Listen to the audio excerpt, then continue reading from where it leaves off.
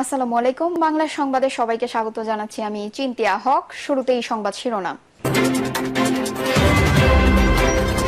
তত্ত্বাবধায়ক সরকারের অধীনে শুধু জাতীয় নির্বাচন চায় বিএনপি, বলছেন সালাউদ্দিন আহমেদ। এদিকে সরকারের সঙ্গে সরাসরি দ্বন্দ্বে জড়াবে না বিএনপি। জানাবো জুলাই সনদের ভিত্তিতে মৌলিক সংস্কারের পর নির্বাচন, বলছেন জামায়াত আমির। এবং সর্বশেষ জানাবো প্রস্তাবিত বাজেটে আয় বৈষম্য কমানোর উদ্যোগ দেখিনি, বলছেন নাহিদ। শুনছিলেন সংবাদ শিরোনাম, এবারে বিস্তারিত। তত্ত্বাবধায়ক সরকারের অধীনে শুধু জাতীয় নির্বাচন চায় বিএনপি, বলছেন সালাউদ্দিন আহমেদ। নির্দলীয় তত্ত্বাবধায়ক সরকারের অধীনে শুধু জাতীয় নির্বাচন চায় বিএনপি। একই সঙ্গে ওই সরকারের মেয়াদ 90 দিন রাখারও পক্ষে দলটি। তিনি বলেন তার দল চায় না তত্ত্বাবধায়ক সরকারের অধীনে স্থানীয় সরকার নির্বাচন হোক। এছাড়া তার দল মনে করে তত্ত্বাবধায়ক সরকারের মেয়াদ 3 মাসের বেশি হওয়া উচিত নয়। যদিও কমিশন প্রস্তাব করেছে যে তত্ত্বাবধায়ক সরকারের মেয়াদ 4 মাস হওয়া উচিত। সংবিধানের 70 অনুচ্ছেদের ব্যাপারে তিনি বলেন, বিএনপি আস্থা ভোট, অর্থ বিল, সংবিধান সংশোধন সহ তাতে জাতীয় নিরাপত্তা সংশ্লিষ্ট বিষয় অন্তর্ভুক্ত করতে বলেছে। যদি কোনো সময় যুদ্ধাবস্থা তৈরি হয় তাহলে পার্লামেন্ট মেম্বাররা যেন তার জন্য ভোট দিতে পারেন, সেটা 70 অনুচ্ছেদে অন্তর্ভুক্ত করা প্রয়োজন। এ ব্যাপারে আমরা নোট অফ ডিসেন্ট দেব। এছাড়া তার দল সংসদীয় স্থায়ী কমিটির সভাপতি পদে প্রধান বিরোধী দল থেকে নিয়োগ দেওয়ার ব্যাপারে একমত নয় বলে জানান সালাউদ্দিন আহমেদ। বিএনপির এই নেতা বলেন, কয়েকটি কমিটিতে প্রধান বিরোধী দল থেকে নিয়োগ দেওয়া যেতে পারে, তবে সব স্থায়ী কমিটিতে প্রধান বিরোধী দল থেকে নিয়োগ দেওয়াকে তারা বাস্তবসম্মত প্রস্তাব মনে করে না। সরকারের সঙ্গে সরাসরি দ্বন্দ্বে জড়াবে না বিএনপি। জাতীয় নির্বাচন নিয়ে সরকার টালবাহানা করছে বলে মনে করেন বিএনপি নেতারা। নানা এজেন্ডা বাস্তবায়ন করতে চায় বলে সরকার নির্বাচন বিষয়ে সময় ক্ষেপণ করছে বলে অভিযোগ তাদের। তবে ডিসেম্বরের মধ্যে নির্বাচন ইস্যুতে সরকারের সঙ্গে এখনই সরাসরি কোনো দ্বন্দ্বে জড়াতে চান না। সুস্পষ্ট রুটম্যাপ ঘোষণা না দেওয়া পর্যন্ত সরকারকে অব্যাহতভাবে চাপে রাখবেন তারা। সূত্র জানায়, বৈঠকে নেতারা একমত হন দেশি বিদেশি বিভিন্ন ষড়যন্ত্র মোকাবিলা এবং দেশের স্থিতিশীলতা ফেরাতে আগামী ডিসেম্বরের মধ্যে জাতীয় নির্বাচন প্রয়োজন। বিভিন্ন ফোরাম থেকে তারা এই দাবি অব্যাহতভাবে তুলে ধরবেন। ঈদ উল আজহার পর সার্বিক পরিস্থিতি পর্যালোচনা করে তারা করণীয় নির্ধারণ করবেন। এদিকে ঐক্যমত্য কমিশনের চাপিয়ে দেওয়া কোনো সংস্কার প্রস্তাব না মানার সিদ্ধান্ত হয়েছে বৈঠকে। সংস্কার ইস্যুতে ওই দিন জাতীয় ঐক্যমত্য কমিশনের প্রধান এবং অন্তর্বর্তী সরকারের প্রধান উপদেষ্টা ডক্টর মোহাম্মদ ইউনূসের সঙ্গে বিএনপি সহ রাজনৈতিক দলগুলোর আলোচনার বিষয়বস্তু সভায় উপস্থাপন করেন স্থানীয় কমিটির সদস্য সালাউদ্দিন আহমেদ। শুধু একটি দল ডিসেম্বরে নির্বাচন চায়, ডক্টর ইউনূসের এ বক্তব্যের শক্ত প্রতিবাদ ঐক্যমত্য কমিশনের বৈঠকে জানানো হয়েছে বলে স্থায়ী কমিটিতে অবহিত করা হয়। স্থায়ী কমিটিতে বৈঠকে নেতারা বলেন, সরকারের সঙ্গে এখনো পর্যন্ত বিএনপি যা আলোচনা হয়েছে এতে নির্বাচনের রোডম্যাপ নিয়ে তাদের প্রত্যাশা অনুযায়ী কোনো আশ্বাস দেওয়া যায়নি।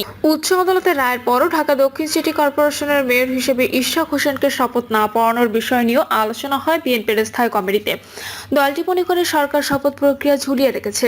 সুপ্রিম কোর্টের আপিল বিভাগ বলেছে এটি নির্বাচন কমিশনের সিদ্ধান্তের বিষয়, তাই বিএনপি এখন অপেক্ষা করছে ইসি সিদ্ধান্তের জন্য। একই সঙ্গে মেয়র পদে ইশরাকের দায়িত্ব বুঝিয়ে দেওয়ার দাবিতে তার সমর্থক ও ঢাকাবাসী নগর ভবন প্রাঙ্গণে অবস্থান নিয়ে যে কর্মসূচি পালন করছে সেটির প্রতিও বিএনপির সমর্থন রয়েছে। এছাড়া সরকারি চাকরি অধ্যাদেশ 2025 বাতিলের দাবিতে সচিবালয় আন্দোলন নিয়ে স্থায়ী কমিটিতে আলোচনা হয়েছে। দলটি সার্বিক পরিস্থিতি পর্যবেক্ষণ করছে। দলের নেতারা মনে করেন বিষয়টি সরকার সঠিকভাবে হ্যান্ডেল করতে পারছে না। এ ব্যাপারে প্রয়োজনীয় পদক্ষেপ নিতে সরকার ব্যর্থ হচ্ছে, বলছেন মির্জা আব্বাস। জুলাই সনদের ভিত্তিতে মৌলিক সংস্কারের পর নির্বাচন, বলছেন জামায়াত আমির। বাংলাদেশ জামায়াত ইসলামের আমির ডক্টর শফিকুর রহমান বলেছেন, আমরা আশা করি সরকার সকল রাজনৈতিক দলের নেতৃবৃন্দের সাথে আলাপ আলোচনা করে আগামী জুলাই মাসের মধ্যে জুলাই সনদ পাশ করে তার ভিত্তিতে মৌলিক সংস্কার কার্যক্রম শেষ করবে। তারপর নির্বাচন কমিশন ভোটার তালিকা সংশোধন করে একটি নির্ভুল ভোটার তালিকা জাতির সামনে পেশ করবেন। সেই ভোটার তালিকার অবশ্যই প্রবাসী বাংলাদেশি নাগরিকদের তালিকাভুক্ত করতে হবে। তারপরে সরকার আইন শৃঙ্খলা পরিস্থিতি উন্নতি সাধন করে দেশে অবাধ, সুষ্ঠু, নিরপেক্ষ, অংশগ্রহণমূলক নির্বাচনের একটি পরিবেশ সৃষ্টি করবে। ডক্টর শফিকুর রহমান বলেন, স্থানীয় সরকারের প্রতিনিধি না থাকায় জনগণ নানা ভোগান্তির মধ্যে পড়েছে। এই অবস্থায় জাতীয় নির্বাচনের আগে আমরা স্থানীয় সরকার নির্বাচন চাই। স্থানীয় সরকার নির্বাচনের মাধ্যমে তাদের সক্ষমতার বিষয়টিও জাতির সামনে পরিষ্কার হবে। জাতীয় নির্বাচনের ব্যাপারে আমিরে জামায়াত বলেন, প্রয়োজনীয় সংস্কার শেষ করে অন্তর্বর্তী সরকার ঘোষিত নির্ধারিত সময়ের মধ্যে একটি সুষ্ঠু ও নিরপেক্ষ নির্বাচন দিতে হবে। আগামী বছর রোজার আগে বা পরে নির্বাচন হতে পারে, তবে সময় বেঁধে দেওয়ার কোনো সিদ্ধান্ত আমাদের নেই। প্রবাসীদের ভোটার করার ব্যাপারে তিনি গুরুত্ব আরোপ করে বলেন, প্রবাসীদের জামায়াতের ভোটার করার বিষয়ে আমরা অনেক আগে থেকেই কথা বলে আসছি, কিন্তু ইসির দৃশ্যমান কোনো পদক্ষেপ দেখতে পাচ্ছি না। আমরা উদ্বিগ্ন প্রবাসীদের ভোটার করার বিষয়টি জামায়াত অত্যন্ত গুরুত্বের সাথে দেখছে। নির্বাচন কমিশনের কাছে আমাদের প্রত্যাশা তারা যেন তাদের চেয়ারের মর্যাদা রক্ষা করেন। তিনি বলেন, দেশের রাজনীতি, সমাজ ও সার্বভৌমত্বের উপর কারো আধিপত্য আমরা মেনে নেব না। এই বিষয়ে আমাদের অবস্থান পরিষ্কার। সকল দেশের সাথে আমাদের গুরুত্বপূর্ণ বন্ধুত্বপূর্ণ সম্পর্ক বজায় থাকবে। তিনি আরো বলেন, বিগত দিনগুলোতে দফায় দফায় আমাদের উপরে বিভিন্ন ধরনের অনৈতিক ও অন্যায্য বোঝা চাপানো হয়েছে। আমাদের গতিপথ স্তব্ধ করার চেষ্টা করা হয়েছে। সর্বশেষ আঘাত আসে বিগত সরকার আমলে 2010 সালের 29শে জুন থেকে শুরু করে 2024 সালের 4 আগস্ট পর্যন্ত আমাদের শীর্ষ 11 নেতাকে বিচার ব্যবস্থাকে ব্যবহার করে হত্যা করা হয়েছে। আমাদের নিবন্ধন কেড়ে নেওয়া হয়েছে। খাবারের টেবিল থেকে তুলে দিয়ে রাষ্ট্রদ্রোহী মামলা দেওয়া হয়েছে। বিপুল সংখ্যক নেতাকর্মীকে গুম করা হয়েছে।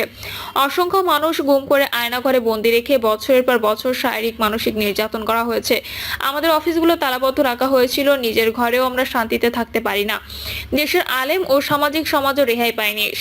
সাংবাদিক দম্পতি সাগর রুনির হত্যাকাণ্ডের ঘটনা এখনো বেদনাদায়ক হয়ে আছে। জামায়াত আমির বলেন, 2008 সালে নির্বাচন কমিশনের সকল শর্ত মেনে জামায়াত ইসলামী নিবন্ধিত হয়েছিল। তারপর সম্পূর্ণ অনৈতিক ও অন্যায্যভাবে আদালতের ন্যায়ভ্রষ্ট রায়ের মাধ্যমে জামায়াত ইসলামী নিবন্ধন বাতিল করা হয়। আমাদের প্রতীকটিও কেড়ে নেওয়া হয়েছিল। আমরা আদালতের রায়ের বিরুদ্ধে আপিল করি। গত 1 জুন সুপ্রিম কোর্টের আপিল বিভাগের সর্বসম্মত রায়ে হাইকোর্টের দেওয়া রায়কে অবৈধ এবং বাতিল ঘোষণা করেন।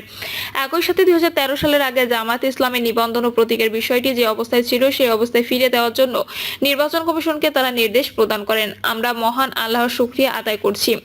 তিনি বলেন, 5 আগস্টে এই পট পরিবর্তন না হলে হয়তো আজকেও আমরা আমাদের অধিকার ফেরত পেতাম না। এজন্য আমি বিশেষ করে জুলাই আগস্টের বিপ্লবীদের অন্তরের অন্তঃস্থল থেকে কৃতজ্ঞতা জ্ঞাপন করছি। ফ্যাসিবাদের অভিশাপ থেকে মুক্ত করতে গিয়ে যারা জীবন দিয়েছে, আল্লাহ তাদের সকলকে শহীদ হিসেবে কবুল করুন। আহত এবং পঙ্গু যারা হয়েছে তাদের প্রতি আমাদের গভীর সমবেদনা। আল্লাহ তাদেরকে ধৈর্য ধরার এবং সুস্থতার নিয়ামত দান করুন। তিনি আরো বলেন, জামায়াতের সাবেক আমির ও ডাকসু জিএস প্রফেসর গোলাম আজম প্রণীত কেয়ারটেকার ফর্মুলা 1991, 1996 ও 2001 সালে জাতীয় নির্বাচন অবাধ, সুষ্ঠু ও নিরপেক্ষভাবে অনুষ্ঠিত হয়, যা দেশে বিদেশে ব্যাপক গ্রহণযোগ্যতা লাভ করে। পরবর্তীতে আওয়ামী লীগ নিজেদের ক্ষমতা চিরস্থায়ী করার লক্ষ্যে কেয়ারটেকার সরকার ব্যবস্থা তুলে দেয়। তারা 2014 সালে বিনা ভোটে, 2018 সালে দিনের ভোট রাতে করে এবং 2024 সালে আমি এবং ডামি নির্বাচন করে দেশের নির্বাচন ব্যবস্থাকে সম্পূর্ণরূপে ধ্বংস করে দেয়।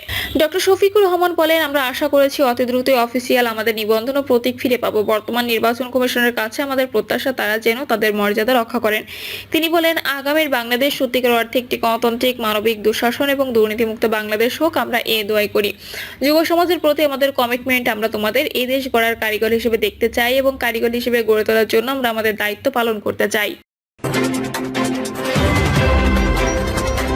প্রস্তাবিত বাজেটে আয় বৈষম্য কমানোর উদ্যোগ দেখেনি, বলছেন নাহিদ।